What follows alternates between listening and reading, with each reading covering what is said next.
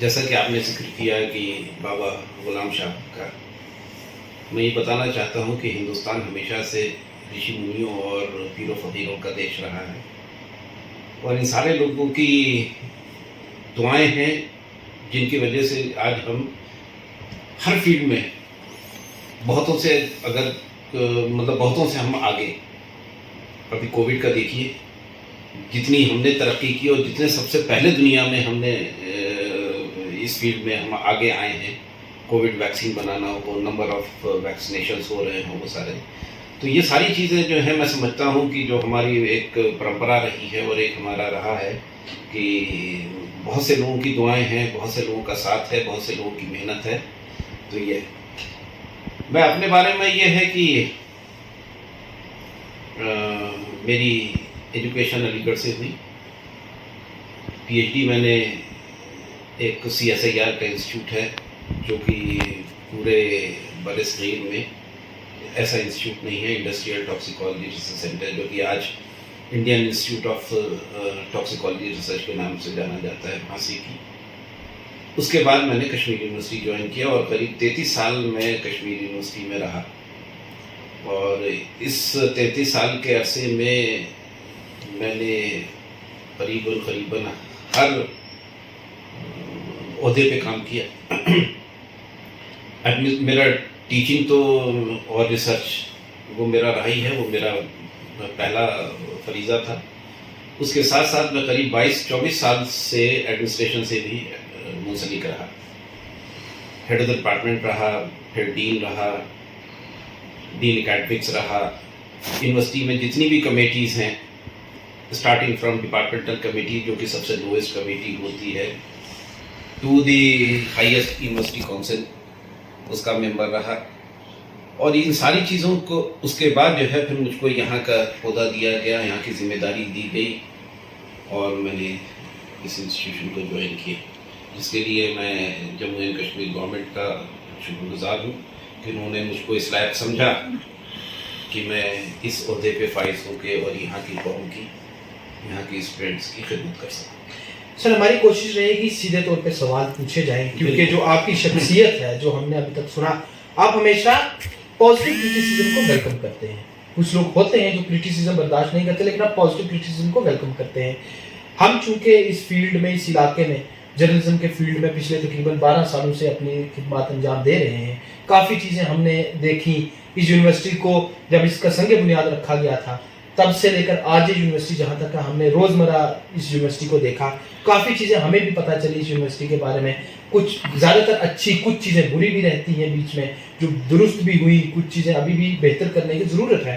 तो कुछ एक सवालात मेरे जो यूनिवर्सिटी से मुतल्लिक है वो मैं आपसे पूछना चाहूँगा, क्योंकि वो यूनिवर्सिटी का शायद कुछ स्टाफ मेंबरान जिनको अपनी कुछ डिमांड्स हैं वो कई बार आपके सामने खुल के नहीं आ पाती, वो शायद हमारे ज़रिए आप तक पहुँचे। कुछ बच्चों के मसाइल रहते हैं, मकामी लोगों के भी कुछ मसाइल रहते हैं।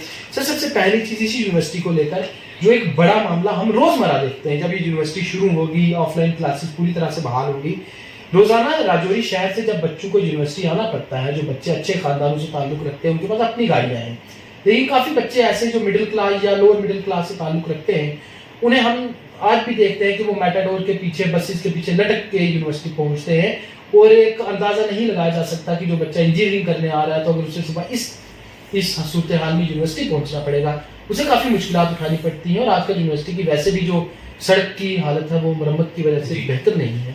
क्या कुछ ट्रांसपोर्ट फैसिलिटी का विजन, इसमें भी शक नहीं है कि आपको महज कुछ ही हफ्ते हुए यूनिवर्सिटी में अपनी कमान संभाले हुए, लेकिन ये भी सच्चाई है कि 3 साल आप इस यूनिवर्सिटी के कमांडर रहेंगे। देखिए जनाब, आपने जैसे कहा कि पॉजिटिव क्रिटिसिज्म को हमेशा एक्सेप्ट करना चाहिए।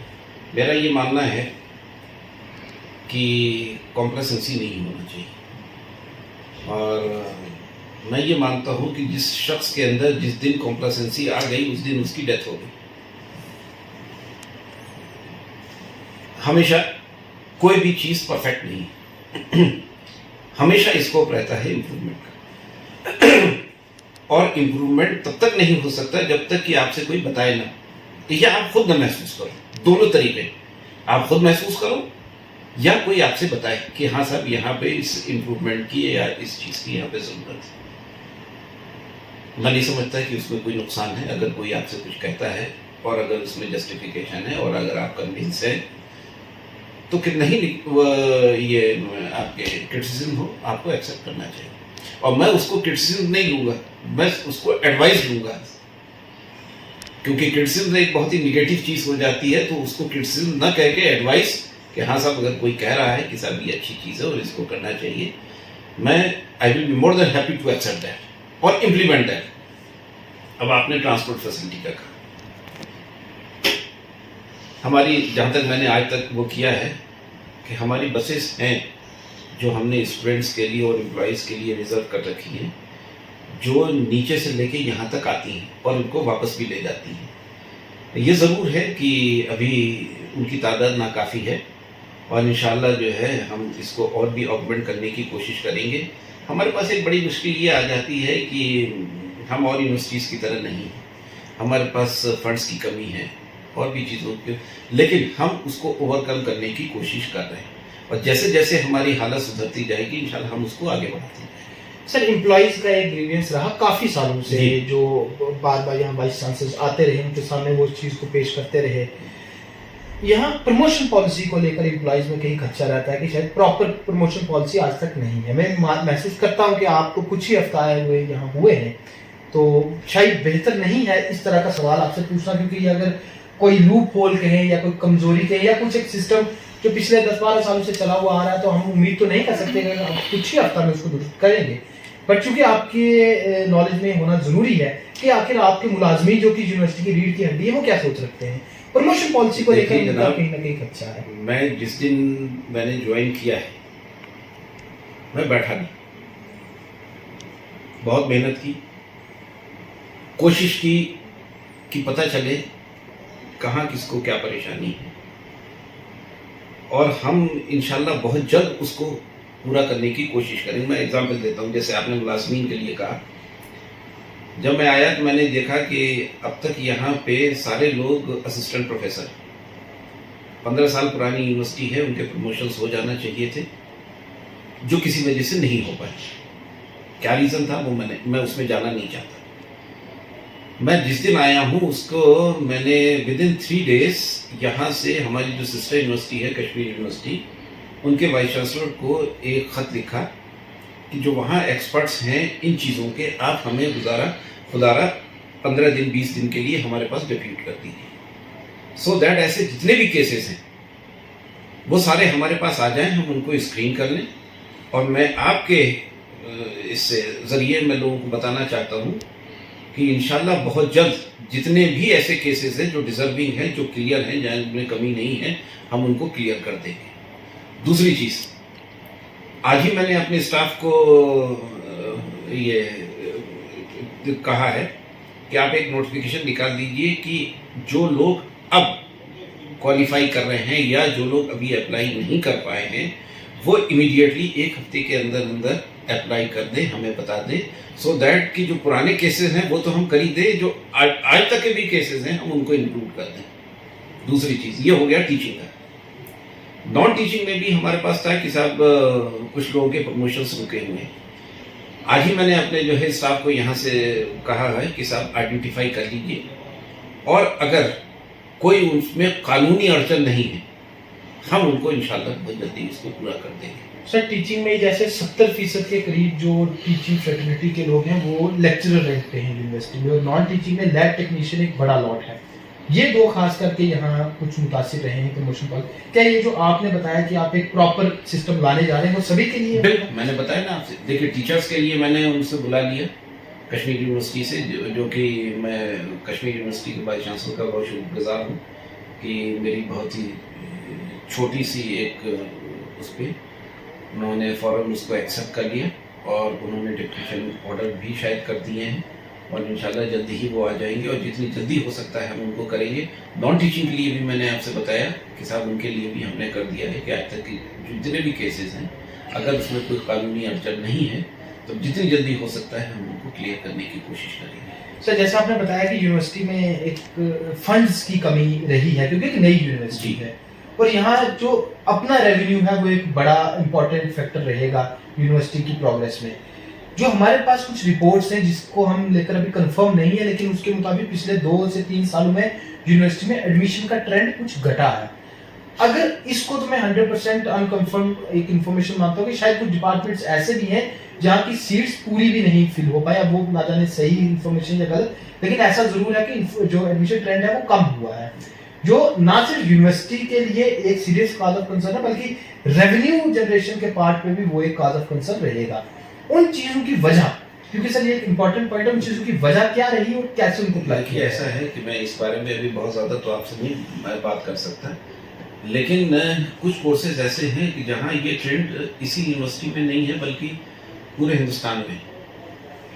इंजीनियरिंग कॉलेज एक ज़माना था कि इंजीनियरिंग एक बस वर्ड हुआ करता था, हर इंसान इंजीनियरिंग करना चाहता था और मशरूमिंग ग्रोथ हुई इंजीनियरिंग कॉलेजेस की। आज हालत ये है कि बहुत सी स्टेट्स ऐसी हैं जहाँ बहुत से इंजीनियरिंग कॉलेजेस बंद हो गए और जो चल भी रहे हैं तो उनकी जो फुल स्ट्रेंथ थी उतने स्टूडेंट्स नहीं आ रहे। तो ये एक पूरे हिंदुस्तान में एक कंसर्न है। इसी तरह से आपके बीएड कॉलेजेस में कश्मीर में कभी मेरे ख्याल से जितनी इंटेक उनकी सैंक्शन इंटेक थी उससे ज़्यादा कैंडिडेट्स आए। आज बहुत से बीएड कॉलेजेस बंद हो गए। तो एक ये ट्रेंड चल रहा है, लेकिन ये है कि इंशाल्लाह हमने ये किया है कि सब लोगों को बुलाएंगे और बैठेंगे। आज भी अभी आपके सामने ही मैं मीटिंग कर रहा था इंजीनियरिंग कॉलेज के लोगों की कि साहब क्या वजह है और कैसे है और हम कैसे इसको हम ओवरकम कर सकते हैं, एनरोलमेंट कैसे बढ़ा सकते हैं। तो इंशाल्लाह जैसे भी हमने अब जैसे इंजीनियरिंग कॉलेज में हमारा है कि अभी हमने एक फैसला लिया कि हमारी पेमेंट सीट्स होती थी जिसमें हम 2 लाख लेते थे, तो उसमें एक अच्छा खासा चंक हम पेमेंट सीट्स को हटा के हम ओपन मेरिट में ला रहे हैं। तो उससे हमारा जो है एडमिशन हो सकता है कि एनरोलमेंट बढ़ जाए, लेकिन हमारे रेवेन्यू पे भी कोई फर्क नहीं पड़ेगा क्योंकि हमारी सीट्स खाली रहती थी। अब हम उन सीट्स को फिल कर रहे हैं पेमेंट सीट में नहीं, ओपन मेरिट में, जिसमें बच्चे का भी फायदा है और हमारा भी बहुत ज़्यादा लॉस नहीं है। तो इस टाइप की और भी चीज़ें अगर हैं जहाँ भी पॉसिबल हुई और जो भी हम कर सकते हैं हम उसको करने की कोशिश करेंगे कि किसी तरह से हमारा ये एनरोलमेंट आगे बढ़े। जैसे यूनिवर्सिटी के कुछ बच्चों को पता चला कि हम आपका इंटरव्यू करेंगे तो उनकी तरफ से भी कुछ क्वेरीज रखी गई।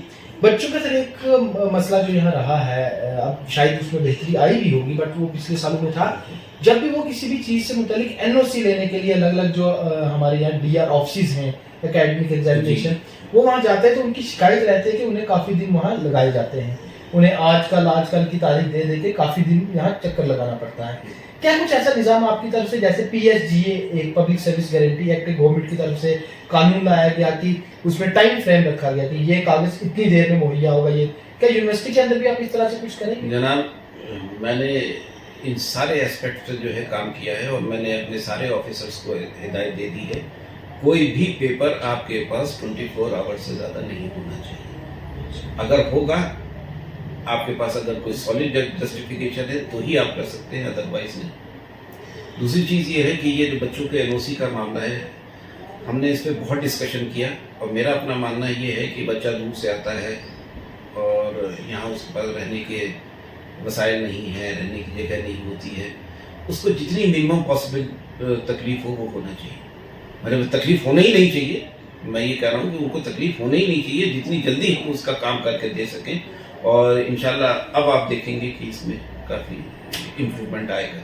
अब उसमें एक चीज़ ये है कि एनओसी जो है कई जगह से लेना पड़ता है, लाइब्रेरी है, फिर हॉस्टल है और भी कई जगह। तो हमारी ये कोशिश होगी कि साहब जितनी जल्दी से जल्दी हो सके हम उसको दे दें और यहाँ से फारिग कर दें। सर, यूनिवर्सिटी के अंदर कोई इंटरनल ट्रांसफ़र पॉलिसी का एक कुछ आपकी तरफ से लाया जाएगा आने वाली दिनों में? मेरा मानना ये है कि इंटरनल ट्रांसफ़र पॉलिसी होना चाहिए और उससे जो वर्किंग है काफ़ी इम्प्रूव होती है। अभी तो मुझे नहीं पता है कि साहब यहाँ पे इंटरनल ट्रांसफ़र पॉलिसी है कि नहीं है, लेकिन ये है कि ज़रूर कोशिश करेंगे, जहाँ जहाँ देखेंगे कि अगर कहीं कहीं ऐसे एरियाज़ हैं जहाँ ज़रूरत है, मैं उसमें जो है कोई पीछे नहीं है। सर, आखिरी 2 सवाल। पहला सवाल, जैसे यूनिवर्सिटी में चाहे मुलाजमीन है या चाहे जहाँ जो बच्चे हॉस्टल्स में रहते हैं, कहीं ना कहीं हल्का सा इंफ्रास्ट्रक्चर, उनके अकोमोडेशन के मुतालिक शॉर्टेज ज़रूर है, जितना होना चाहिए था उतना नहीं हो पाया। क्या आपका कोई प्रायोरिटी रहेगी ताकि जल्दी से जल्दी एटलीस्ट जो बाहर के स्टाफ मेंबर यहाँ पे राजौरी से बाहर के उन्हें यूनिवर्सिटी के अंदर ही क्वार्टर्स मिल जाए ताकि उन्हें ना दूर जाना पड़े? देखिए जनाब, यूनिवर्सिटी का एक कंसेप्ट एक मिनी टाउनशिप होता है जिसमें टीचर्स भी वहीं रहे, वाइस चांसलर भी वहीं रहे, नॉन टीचिंग स्टाफ भी वहीं रहे, स्टूडेंट्स भी वहीं रहे, एक माहौल बनना चाहिए। लेकिन आइडियल सिचुएशन हो नहीं पाती, बहुत सी वजूहत हैं उसके, फंड्स नहीं है, ज़मीन नहीं है और भी सारी चीज़ें। यहाँ जो वाइस चांसलर रिकमेंडेशन है करीब 8 किलोमीटर दूर है। अगर वाइस चांसलर कैंपस में अंदर रहता है तो उसके बहुत फ़र्क पड़ता है। रजिस्ट्रार का रिकमेंडेशन भी नहीं है, वो जो और ओहदेदारान हैं उनका रिकमेंडेशन नहीं है। यूनिवर्सिटी का ये है कि यूनिवर्सिटीज़ कभी बंद नहीं होती, 24 आवर्स खुली रहती। अगर स्टाफ यहाँ पे रह रहा है वो जब मर्जी आए जाके अपने काम कर सकता है, अपने लैब में काम कर सकता है, उससे प्रोडक्टिविटी बहुत इंक्रीज हो जाती है। लेकिन ये चीज़ें हो नहीं पाती, IITs में भी नहीं हो पाती और भी जो हमारे बड़े इंस्टीट्यूशन हैं वहाँ भी नहीं हो पाती। लेकिन हाँ, मैं आपसे इत्तेफाक करता हूँ कि ये होना चाहिए और जितनी जल्दी से जल्दी पॉसिबल होगा हम इन सारे प्रोजेक्ट्स को, हम गवर्नमेंट को अभी भी हमने कुछ प्रोजेक्ट्स आइडेंटिफाई किए हैं, हम गवर्नमेंट को दे रहे हैं। अब जैसे कि हमारे पास जो हॉस्टल रिकमेंडेशन है वो बहुत कम है, टीचर्स के लिए जो रिकमेंडेशन है वो भी बहुत कम है, हमारे सारा फुल है जितना भी है अभी है।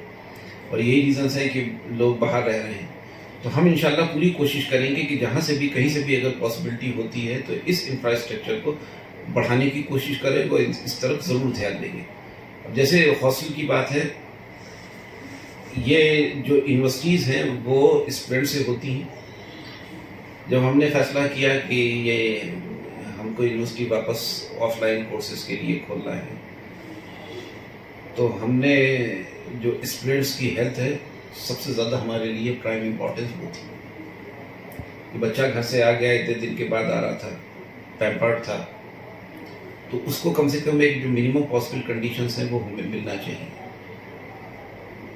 मैंने एक एक हॉस्टल जाके और एक एक कमरे में जाके उनसे देखा है कि क्या है, और जहाँ भी कहीं कमी महसूस हुई इमीडिएट मैंने उसके रिड्रेसल के ऑर्डर दिए। और अब आप जाके देख लें, हर जगह उनके खेलने का भी इंतज़ाम है, खाने का भी इंतज़ाम है, हेल्थ का भी इंतज़ाम है, सारे इंतज़ाम है। जो ट्रांसपोर्ट का आपने किया, कल मैं खुद गया और जो हमारा ट्रांसपोर्ट फ्लीट है उसका मैंने खुद इंस्पेक्शन किया और मैं आपको बताना चाहता हूँ कि जो हमारा फ्लीट है बड़ी अच्छी कंडीशंस में है।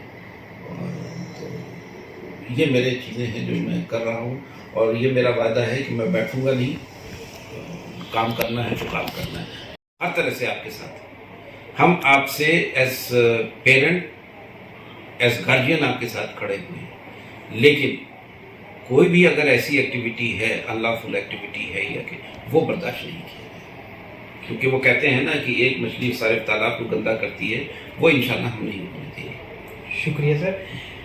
प्रोफेसर अकबर मासूद, बाबा गुलाम शाह बादशाह यूनिवर्सिटी राजौरी के नए वाइस चांसलर, ये कौन है, एजुकेशन बैकग्राउंड क्या है, और ख़ास करके जो सबसे अहम चीज़, अब बाबा गुलाम शाह बादशाह यूनिवर्सिटी को बेहतर करने के लिए, इसे आगे चलाने के लिए ये किस तरह का विजन लेके चल रहे हैं और बतौर कमांडर ये यूनिवर्सिटी के अंदर किस तरह की अप्रोच लेंगे, ये सब आपके सामने है। हमने कोशिश की इनसे तमाम तर वो ज़रूरी सवाल पूछे जाएं जो यूनिवर्सिटी के तालिब इल्मों से जुड़े